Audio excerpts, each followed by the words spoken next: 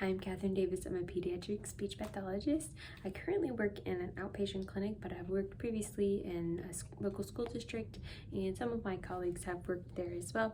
So I wanted to share some information for parents about having your child potentially evaluated by the school district and who those services or even the evaluation at the very beginning is available to.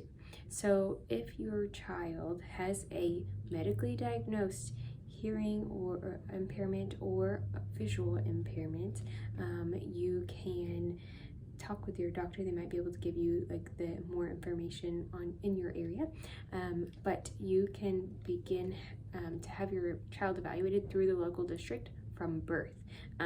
So that's really important to get started early, as soon as possible. Now, everyone else who doesn't fall under that category, if you are concerned with your child's speech and language development or just overall development or behaviors, you can take your child to the local school district. So you can just call like the main district number, and then they can help transfer you to the right department. But you can call the special education department and set up an evaluation. They'll actually start with a screening process and then move forward with the evaluation once they determine what the major concerns are. But this is available to kids. I usually tell families actually when the kids are 2.5 up to not yet in kindergarten. Now, if your child is already in kindergarten or is already in school and you have concerns about their speech, language development, any of those, or behavior for that matter, any of those areas, you can certainly talk to your child's teacher about those concerns and then go from there. So this is specifically for kids who are not yet in school. But again, I always say at 2.5 at the youngest, even, because it can take a couple months to get the whole process like completed and all the like appointments set up, and then the child can start receiving services on their 3rd birthday if they qualify. So in the evaluation or process, the school will have to determine how the child qualifies for services and what services they qualify for. So after that evaluation, there's a couple of different types. It's going to be maybe just a speech, we call it speech only child. They will only come up to the school and maybe once or twice, couple times a week, and just get their speech therapy if they qualify for speech. And then the other option is there's also some pre-K services as well, but again, it just depends on the evaluation results and what the school recommends. And again, it depends on the school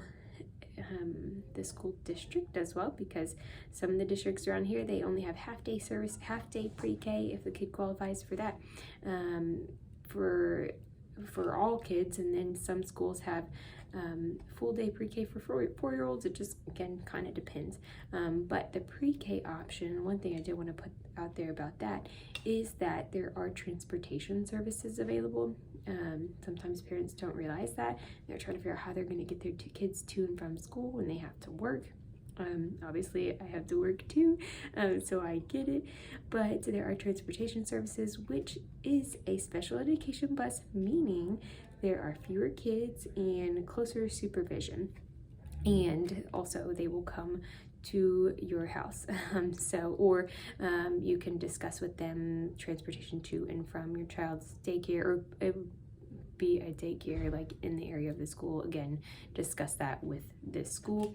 And then the other major thing too is that your child does not have to be potty trained to receive any special education services.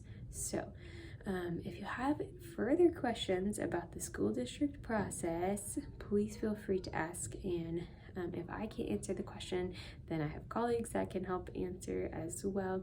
And yeah, that is about it. Again, if your kid has an auditory or visual impairment, even from birth, go ahead and contact the school district and get them set up with services.